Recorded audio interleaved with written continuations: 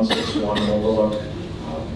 I'm on the other side of 148, but I'm currently working with the Historical Society on documenting all the houses in Lebanon built before 1920 and trying to photograph them for historic reasons. I have an issue with the fact that this area is medium density and historic. And the first thing we have to do is tear down a house that was built in 1870, 150 years old. And that house was built by Jan Beller's great-grandfather. We moved here 5 years ago. It's a historic town. And every time I turn around, we tear down a historic building. Right across from the firehouse is a proposal right now that there's 4 buildings, there used to be 5, that are abandoned and are going to be torn down. And what are we going to do? We're going to build another goddamn complex.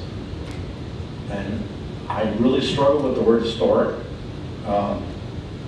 And that's why we moved here. It was all housing since the last 5 years. Every time I turn around, we build another apartment building. I spent 20 years living in Westchester because it was convenient for work. And that's not a town, that's just a community. And I just realized that if we build this, it'll be just like we go down to downtown into over the Rhine. You have these beautiful historic buildings. So what happens when they need an empty space?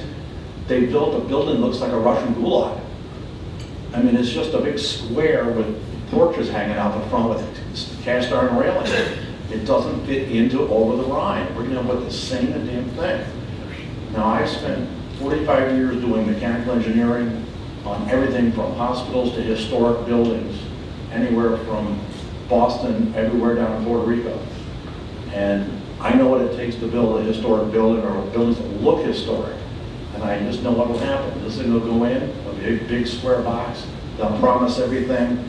Oh, well, we need to do a variance. We run out of money. We need to cut back. The traffic at the bottom of the hill is a stop sign. I went through that the other day.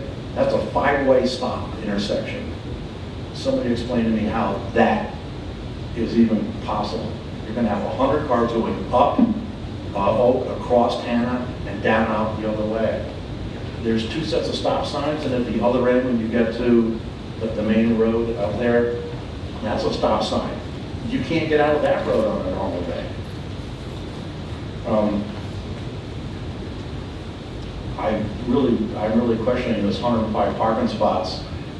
I know what it's like living in an apartment when you're suddenly going to have two cars, then you're going to have people coming over. That's 120 to 130 spots. If you look at the layout, there's at least 7 to 10 spots that are handicapped that technically you can't park in, so that even decreases it. And of course, there's no monitoring of that. Fire truck access. If you look at the apartment complex across the street, there's parking on both sides. In an emergency, you can get a truck to go around each side of that building. Explain to me how a fire truck or a hook and ladder gets around to the back side of any of those buildings. And if you talk about the view, the 2 first buildings that are built to the east side, they face north and south with no views. The next sets going down the hill are the only ones with a view. Those are going to be the really high-priced, oversized units that they're going to try and make all their money on. If you're coming down River Road and you're looking up, what are you going to see but this huge monstrosity? And it better, if you're going to allow this thing, it better be brick, it better be fancy, and it better look historic. And I think everything else has pretty much been covered. But I have some serious issues, especially since I need to photograph this building before we tear it down.